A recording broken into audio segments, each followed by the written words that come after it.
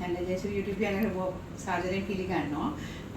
අද ඔබ කැරකිල්ල ගැන කතා කරන්න යන්නේ. ඔබ channel එක subscribe කරලා නැත්නම් subscribe කරන්න. මේ වීඩියෝ එක හැදෙරම් share කරන්න, like කරන්න. මොකද කැරකිල්ලේට ගොඩක් පීඩා විඳිනවා. නමුත් හරියටම රෝග නිශ්චයක් නැතුව දැන් අද කතා කරන්න බලාපොරොත්තු වෙන එක හරියට මිස් වෙන එකක්. කැරකිල්ල කියලා තියෙනවට ලෙඩු ડોක්ටර් සලනට යනවා, බේත් එක දෙනවා, ව්‍යායාමත් කරනවා. නමුත් අඩු වෙන්නේ ලෙඩ දුක් විඳිනවා. මේ කැරකිල්ලට කියන්නේ වෙස්ටිබියුලර් පැරොක්සිස්මියා කියලා. ඒක නිකන් හරියට නිකන් ෆිට් එකක් කියන්නේ අපි එපිලෙප්සි කියන්නේ. අන්න ඒ වගේ තත්ත්වයක් වගේ. ඒ කියන්නේ මේකෙන් ස්නායුවක් නිකන් ඉරිටේට් වෙනවා. එහෙම නැත්නම් ස්නායුව සැරින් සැරේ උත්තේජනය වෙන හින්දා මේ කැරකිල්ලට සාධ කරන ස්නායුව මේ ලෙඩාට වරින් වර කැරකිල්ල දවසට 7 වතාවක් හැදෙන්න පුළුවන්. දැන් ඒක අනිත් කැරකිල්ල වලින් වෙනස් වෙන එක හේතුවක් ඒක. දවසට 7-8 වතාවක් හැදෙන්න පුළුවන්. තප්පර ගානේ සිට මිනිත්තුව දක්වා තියෙනවා. ඒ වගේම මේක සමහර වෙලාවට ඔළුව හරවනකොට බෙල්ල හරවනකොට ඒකෙන් වැඩි වෙන්නත් පුළුවන්. ඉක්මනට හුස්ම ගත්තාම හයිපර් වෙන්ටිලේට් කරනවා කියන්නේ මොනවා ගොඩාක් වෙලා ඉක්මනට හුස්ම ගත්තාමත් මේක නැවත ඇති කරන්න පුළුවන් තත්යකුත් තියෙනවා.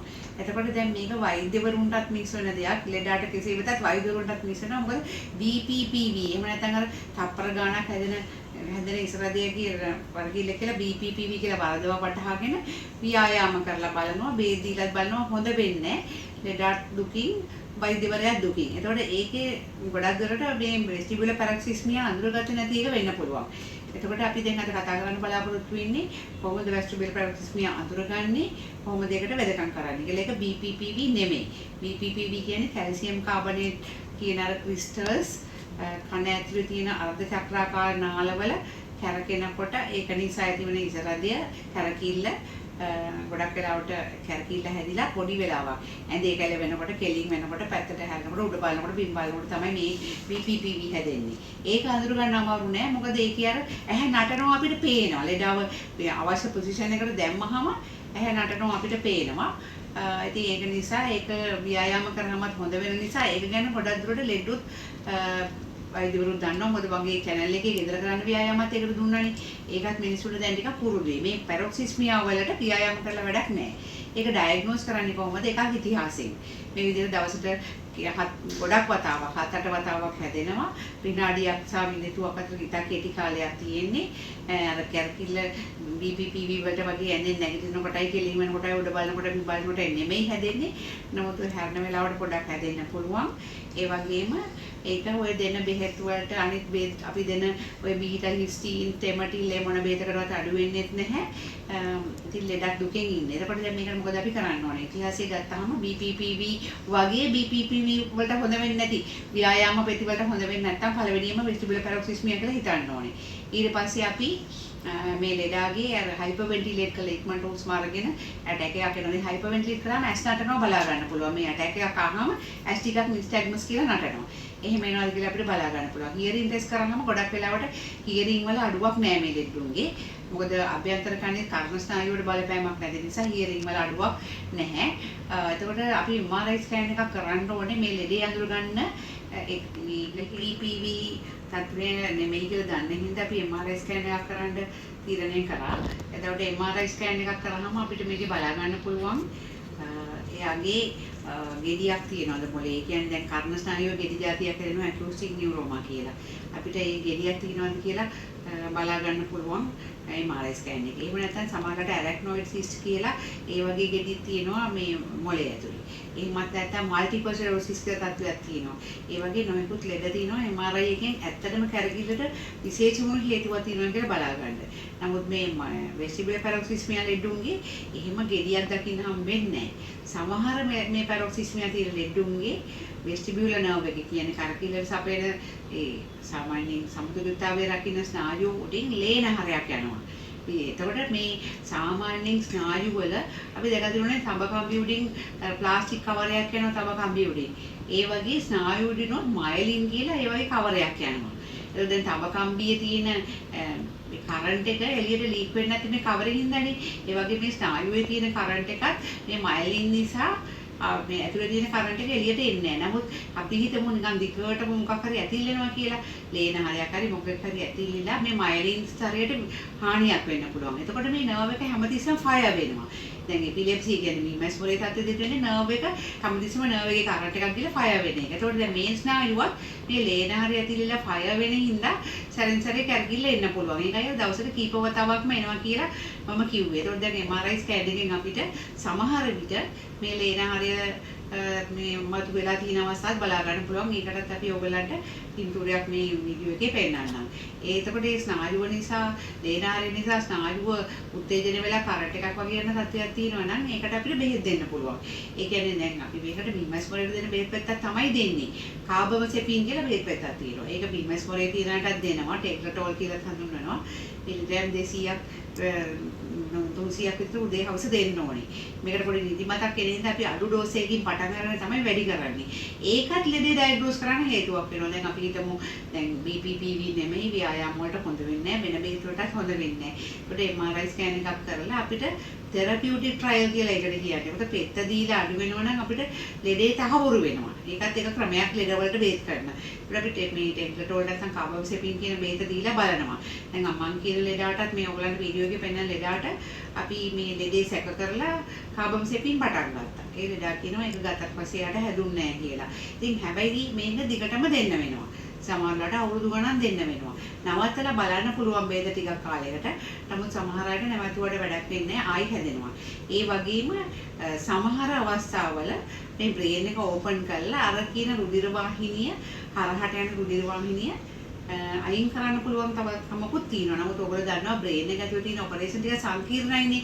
එතකොට මේ ෆිට් එකක් වගේ හැදෙන දෙයකට බ්‍රේන් එක ඕපන් කරලා ඇතුලේ මේ ලේන හරිය ඉවත් කරන්න හදන එකට සමහර ලෙඩු කැමති වෙන්නේ නැහැ. ගොඩාක් තරුණ ලෙඩෙක් නම් ඒක කරලා බලන එක වර්ත්. නමුත් අපිට අපෝ ලෙඩා මැදිවිය ලෙඩෙක්. ඒක නිසා අපි නියුරෝ සර්ජන් කෙනෙකුට යවුවේ නැහැ. MRI එකෙන් තහවුරු වුණොත් රුධිර වාහිනියක් තියෙනවා. මේක දිගටම ෆයර් වෙලා තමයි මේක හැදෙන්නේ කියලා රෝගියාගේ කැමැත්තත් විමසලා බලලා අපිට නියුරෝ සර්ජන් කෙනෙකුට මේක රිෆර් කරන්න පුළුවන්. එහෙම කරලා සුව වෙච්ච අය ගැනත් මම අහලා තියෙනවා. අපේ රටේ නම් ඒක මම දන්න තරමට කෙරෙලා නැහැ. නමුත් වෙන රටවල් වල කෙරෙලා තියෙනවා. ට්‍රයිටර්මිනල් නියුරල්ජියා කියලා තව නියුරල්ජියා තත්ත්වයක් තියෙනවා.